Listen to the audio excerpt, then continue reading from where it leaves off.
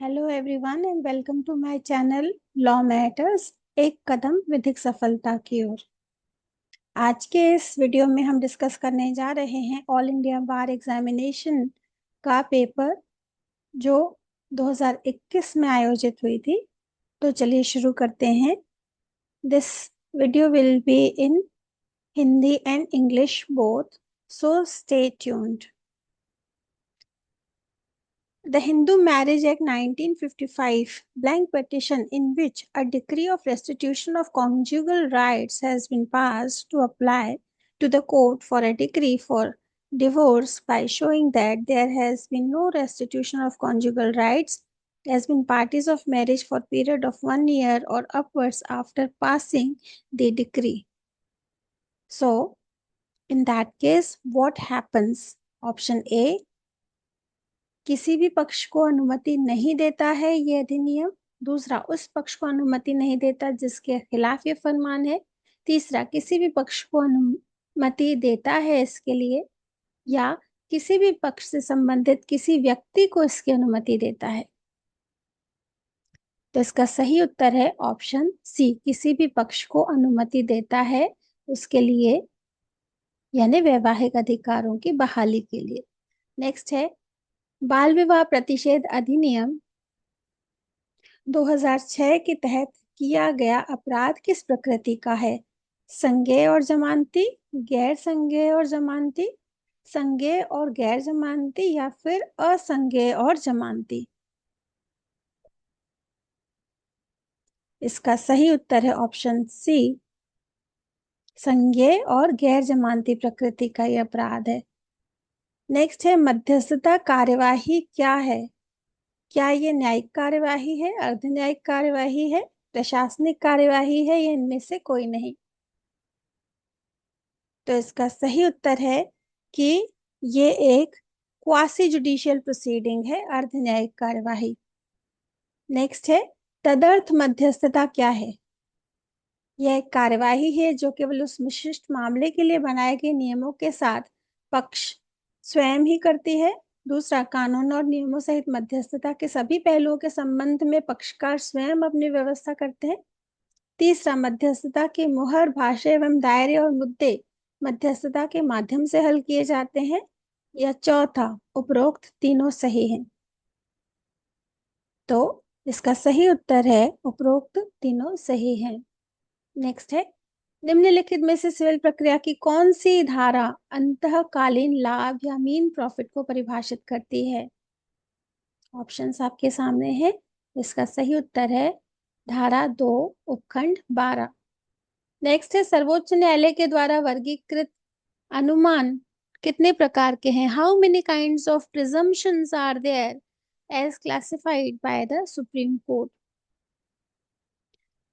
Permissive presumptions और presumptions of fact, compelling presumptions और presumptions of law, irretrievable presumptions of law, or conclusive presumptions, or all of them? So the right answer to this question is ये सभी इसके प्रकार हैं, अर्थात option D, उपरोक्त सभी। नेक्स्ट क्वेश्चन है, मेनका गांधी बना भारत संघ के केस में महत्वपूर्ण निर्णय क्या था? सुनवाई का अधिकार, अधिकारों का विभाजन, प्रत्यायोजित विधान, या फिर सबूत का नियम? इसका सही उत्तर है ऑप्शन ए। नेक्स्ट है, अधिवक्ता अधिनियम 1961 कब लागू हुआ था? ऑप्शंस आपके सामने हैं। इसका सही उत्तर है 19 मई 1961, यानी option A is the right answer. Next है, नियोजन के दौरान बस दुर्घटना में एक रेल कर्मचारी की मौत हो गई, उसके परिवार के सदस्य खालिस्तान के तहत प्रतिकर का दावा कर सकते हैं, अर्थात कौन से अधिनियम के तहत ये दावा होगा, ये पूछा जा रहा है। ऑप्शंस आपके सामने हैं। तो इसका सही उत्तर है या तो मोटरयान अधिनियम या फिर कर्मचारी प्रतिकर अधिनियम 1923, यानी ऑप्शन डी। नेक्स्ट है, बॉलीवुड या भारतीय फिल्म उद्योग में कास्टिंग काउच का एक उदाहरण है। Casting couch in Bollywood, the Indian film industry is an example of sexual harassment, sexual assault, both A and B, none of the above. So it is an example of sexual harassment.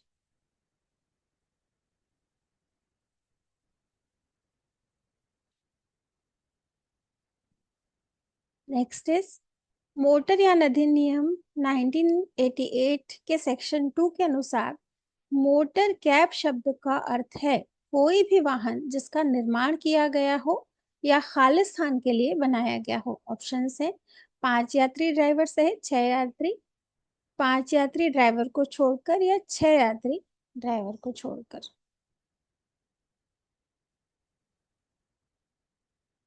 इसका सही उत्तर है option D, 6 यात्री चालक को छोड़कर। Next है राष्ट्रीय उपभोक्ता संरक्षण आयोग कितने सदस्यों से बना हुआ है? 7, 5, 8 या फिर 6? इसका सही उत्तर है ऑप्शन बी, 5 सदस्यों से। हिंदू दत्तक ग्रहण और भरण पोषण अधिनियम 1956 की निम्नलिखित में से कौन सी धारा रखरखाव की राशि या मेंटेनेंस अमाउंट से रिलेटेड है? सेक्शन बेस्ड क्वेश्चन है ये। सेक्शन 21, 22, 23 या 24। तो क्वेश्चन नंबर 13 का आंसर है option C, that is section 23।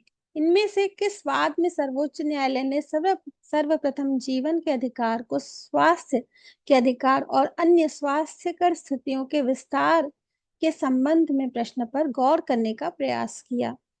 Case based question है ये। केसेस ऑप्शंस में आप अपने सामने देख सकते हैं। तो इसका सही उत्तर है option A, rural litigation and entitlement centre versus state of Uttar Pradesh. Next है बेसल कन्वेंशन इनमें से किससे संबंधित है? वन्य जीवों वनस्पतियों की लुप्तप्राय प्रजातियों में अंतरराष्ट्रीय व्यापार, जलवायु परिवर्तन से, ओजोन परत के संरक्षण से, या फिर खतरनाक कचरे और उनके निपटान की सीमा पर आवाजाही के नियंत्रण से? तो क्वेश्चन नंबर 15 का राइट आंसर है ऑप्शन डी, खतरनाक कचरे और उसके निपटान से।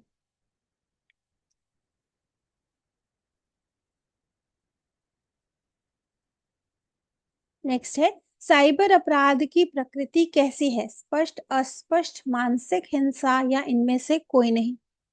The nature of cyber crime is, the right answer to this question is option B, अस्पष्ट है। नेक्स्ट है सिविल प्रक्रिया संहिता 1908 के तहत विदेशी न्यायालय किसे कहेंगे? ऑप्शंस आपके सामने है। इसका सही उत्तर है ऑप्शन बी, भारत के बाहर स्थित एक ऐसा न्यायालय और भारत सरकार के अधिकार के अंतर्गत जो स्थापित नहीं है उसे विदेशी न्यायालय कहेंगे। नेक्स्ट है जनहित याचिकाओं की प्रक्रिया के दुरुपयोग का क्या अर्थ है? निजी हित की सुरक्षा के लिए जनहित याचिका दायर करना, परोक्ष उद्देश्य के लिए जनहित याचिका दायर करना, केवल प्रचार के लिए, या ये सभी? दुरुपयोग का अर्थ बताना है। इसका सही उत्तर है ऑप्शन डी, यानी ये सभी इसके दुरुपयोग कहे जाएंगे। प्रक्रियात्मक अधिकारातीत या अल्ट्रा वायरस से क्या तात्पर्य है? What is meant by procedural ultra vires? Options आपके सामने है।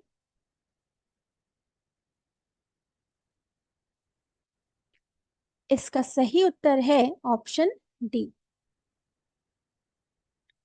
यानी क और ख।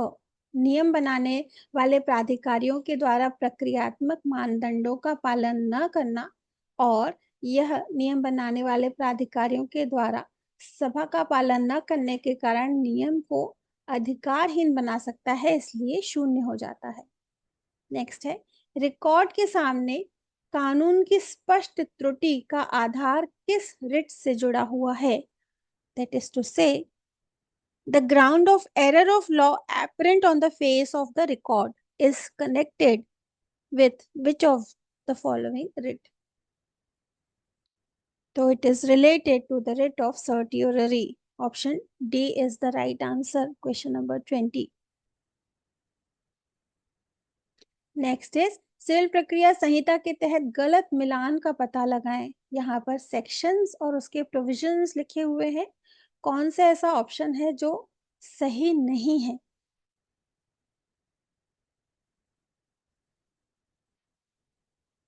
तो इसका सही उत्तर है ऑप्शन सी, सही नहीं है। Your homework is to check what is provided under section 9 and give me the answer in the comment box. Next, विनिर्दिष्ट अनुतोष अधिनियम 1963 के अधीन मुकदमे के शीघ्र निस्तारण की समय सीमा कितनी है? समयावधि कितनी है? 6 माह, 10 माह, 12 माह या फिर 18 माह? इसका सही उत्तर है ऑप्शन सी, 6 माह। नेक्स्ट है, एक मुख्य न्यायिक मजिस्ट्रेट कितनी सजा दे सकता है? 7 साल से अधिक नहीं, 7 साल से अधिक, उम्र कैद या इनमें से कोई नहीं? तो इसका सही उत्तर है ऑप्शन ए, 7 साल से अधिक नहीं। एक ऐसे अपराधी को शरण देना जो हिरासत से भाग गया हो या जिसकी गिरफ्तारी का आदेश दिया गया हो और उसका अपराध मृत्युदंड तय हो, किस धारा के तहत निराकृत किया जाता है? आईपीसी सेक्शन 215, 216, 217 या 218? तो क्वेश्चन नंबर 24 का राइट आंसर है option B, that is section number 216। एक मैक्सिम है एक्टिस नॉन फेसिट रियम निसी मेंस सिट्रिया, इसका क्या अर्थ है? ऑप्शंस आपके सामने हैं। तो इसका सही अर्थ है ऑप्शन ए, दोषी मन के बिना कोई अपराध नहीं हो सकता। That is to say there can be no crime without a guilty mind. इसके लिए आप आईपीसी के इंसेप्शन में, शुरुआत में जो दुराशय का कॉन्सेप्ट पढ़ते हैं उसको डिटेल में गो थ्रू कर सकते हैं। And if you want to know it in detail, comment me. Next है, भारतीय संविधान अधिनियम 1872 की धारा 63 द्वारा निर्धारित कानून निम्नलिखित में से किस केस से संबंधित है? सेक्शन 73 से रिलेटेड केस बताना है।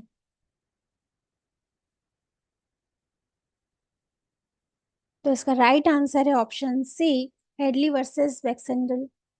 सीपीसी सेक्शन के द्वारा किस अवधि के भीतर विशिष्ट अचल संपत्ति की वसूली प्राप्त की जा सकती है? 6 माह, 7 माह, 8 माह या फिर 10 माह?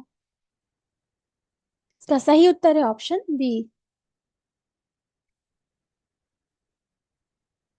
लैंड एक्विजिशन एक्ट के तहत पुनर्सुधार और पुनर्वास के लिए कमिश्नर की नियुक्ति कौन कर सकता है? लैंड एक्विजिशन का प्राधिकरण, पर्यावरण और वन मंत्री, केंद्र सरकार या फिर राज्य सरकार? क्वेश्चन नंबर 28 का राइट आंसर है राज्य सरकार, ऑप्शन डी। नेक्स्ट है, सीआरपीसी सेक्शन 109 के तहत संदिग्ध व्यक्ति से अच्छे व्यवहार के लिए प्रतिभूति के रूप में बॉन्ड को अधिक से अधिक कितनी अवधि के लिए निष्पादित नहीं किया जा सकता? 6 माह, 2 वर्ष, 1 वर्ष या फिर 3 माह?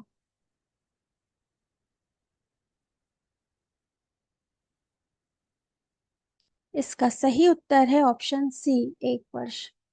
सीआरपीसी 1973 सेक्शन 125 के तहत पत्नी को भरण पोषण के रूप में भुगतान की जा सकने वाली 500 रुपए की अधिकतम सीमा को कौन से वर्ष में हटा दिया गया था? ऑप्शंस आपके सामने हैं।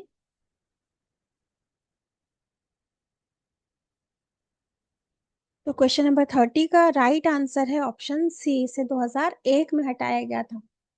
वीपो शब्द का क्या अर्थ है? ये एक एब्रिविएशन है जिसका फुल फॉर्म आपको बताना है। World Investment Policy Organization, World intellectual property Organization, Wildlife Investigation and Policing Organization और World Institute for Prevention of Organized Crime. तो वीपो का सही अर्थ है ऑप्शन बी, विश्व बौद्धिक संपदा संगठन या world intellectual property organisation. Next है, स्वास्थ्य और शिक्षा उपकर लागू होता है सभी निर्धारितियों पर, कंपनी के अतिरिक्त सभी निर्धारितियों पर, व्यक्ति या हिंदू अविभाजित परिवार पर या मात्र कंपनी पर। स्वास्थ्य और शिक्षा उपकर लागू होता है सभी निर्धारितियों पर, यानी ऑल एसएससीज। संविदात्मक दायित्व बनता है जहां पर वहां सिर्फ प्रस्ताव और स्वीकृति है, वहां जहां सिर्फ विधिक संबंध बनाने का आशय है, वहां एक पक्ष को हानि है या फिर एक पक्ष की हानि अन्य पक्ष का लाभ है। क्वेश्चन नंबर 33 का राइट आंसर है ऑप्शन बी, दैट इज जहां विधिक संबंध बनाने का आशय है। नेक्स्ट है, सीपीसी सेक्शन 10 के प्रावधान किस प्रकार के हैं? निर्देशिका के रूप में है, अनिवार्य है, अनिवार्य नहीं है या फिर डिस्क्रिशनरी है? तो 34 का राइट आंसर है बी, अनिवार्य है ये। फिर है, कंस्ट्रक्टिव रेस जुडिकाटा इनमें से किसमें निहित है? सेक्शन बेस्ड क्वेश्चन है ये। स्पष्टीकरण से ये प्रश्न है, धारा 11 के कौन से स्पष्टीकरण में कंस्ट्रक्टिव रेस जुडिकाटा निहित है? तो 35 का राइट आंसर है ऑप्शन बी, धारा 11 का स्पष्टीकरण 4। नेक्स्ट है, दिल्ली उच्च न्यायालय के प्रसिद्ध घोषणा जो भारतीय दंड संहिता की धारा 377 की संवैधानिक वैधता से संबंधित है, उच्चतम न्यायालय के द्वारा किस केस में से पलट दिया गया? ऑप्शंस आपके सामने हैं। तो इसका सही उत्तर है ऑप्शन डी। नेक्स्ट है, मध्यस्थता का संदर्भ मध्यस्थता और सुलह अधिनियम 1996 की किस धारा में दिया गया है? 7, 8, 9 या 10? Option B is the right answer, section 8। Next है, मुख्य उत्तरवर्ती आचरण के तहत इनमें से किस प्रकार का आचरण भौतिक होगा?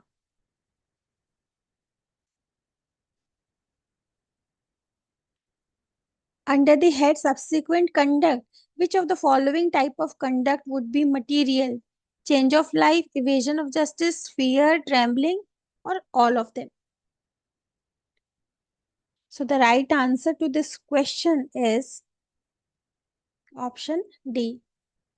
नेक्स्ट है, भारतीय संविधान के अनुच्छेद 19 के तहत निवास की स्वतंत्रता निम्नलिखित में से किस खंड में उपलब्ध की गई है? Option A is the right answer, खंड 1 के उपखंड ई में। नेक्स्ट है, साक्ष्य अधिनियम की किस धारा के तहत संस्वीकृति को परिभाषित किया गया है? 17, 16, 15 या फिर 18? इसका उत्तर है सेक्शन 17। इनमें से किस मामले में सर्वोच्च न्यायालय ने यह माना कि जांच अधिकारी को जांच के रिकॉर्ड को संदर्भित करने की अनुमति दी जानी चाहिए? ऑप्शंस आपके सामने हैं। 41 का राइट आंसर है ऑप्शन ए, यानी कर्नाटक राज्य बनाम यारप्पा रेड्डी। यदि कोई पक्ष जिसने अभिवचन में संशोधन करने की अनुमति प्राप्त करने का आदेश प्राप्त किया हो, वह कितने दिनों के अंदर उसमें संशोधन नहीं करता तो उसे न्यायालय की अनुमति के बिना ऐसा करने की अनुमति नहीं दी जाएगी? 15 दिन, 14 दिन, 20 दिन या फिर 30 दिन? Option B is the right answer, 14 दिन। अधिवक्ताओं को कदाचार के लिए दंड अधिवक्ता अधिनियम 1961 की किस धारा के तहत दिया जाता है? 30, 32, 35 या इनमें से कोई नहीं? 43 का राइट आंसर है ऑप्शन सी, धारा 35 के तहत।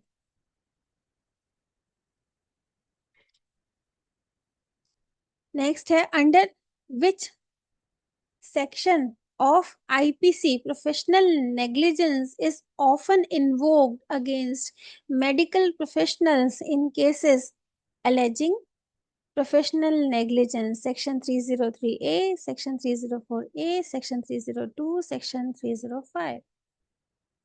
So the right answer to question number 44 is option B, 304A. Next is, A offers to bribe B, a public servant, as a reward for showing A some favor in the exercise of B's official functions. B accepts the bribe. Then what has happened here? Option A. ए ने IPC के section 160 के तहत परिभाषित अपराध को बढ़ावा दिया है, या 161 के तहत, या 162 के तहत, या 163 के तहत ये काम किया है। तो यहाँ पर नोट कर लीजिए, इस क्वेश्चन को बार काउंसिल के द्वारा हटा दिया गया था because of the ambiguous nature of this question. Right. Next is, सतत निषेधाज्ञा दी जा सकती है जहां अभियोक्तावादी के लिए संपत्ति का ट्रस्टी होता है, जहां असल नुकसान का पता लगाने के लिए कोई मानक नहीं होता है, पैसे के मुआवजे से पर्याप्त राहत नहीं मिलती, या फिर ये सभी। तो इसका उत्तर है ये सभी।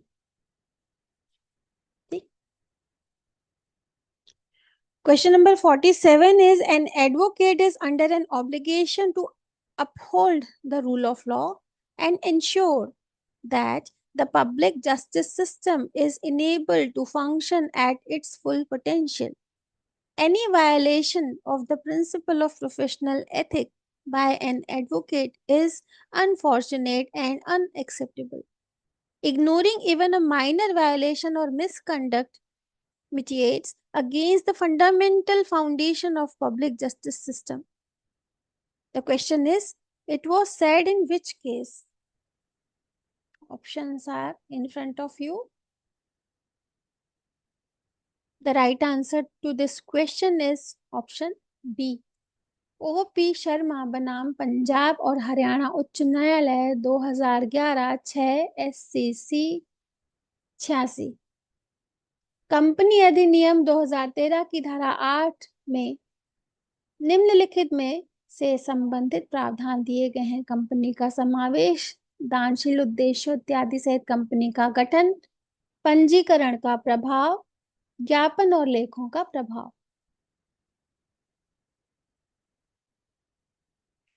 48 का राइट आंसर है option B, formation of company with charitable objects etcetera. Next है, पंजीकृत कार्यालय का सत्यापन समावेश की अवधि के अंतर्गत रजिस्ट्रार को प्रस्तुत किया जाएगा कितने दिनों के भीतर? 30, 60, 90 या फिर 120? 49 का राइट आंसर है ऑप्शन ए, 30 दिनों के भीतर। साइबर कानून इनमें से संबंधित है इंटरनेट से संबंधित सभी गतिविधियां, आईपीआर, ई कॉमर्स, या ये सभी? तो इसका सही उत्तर है ये सभी।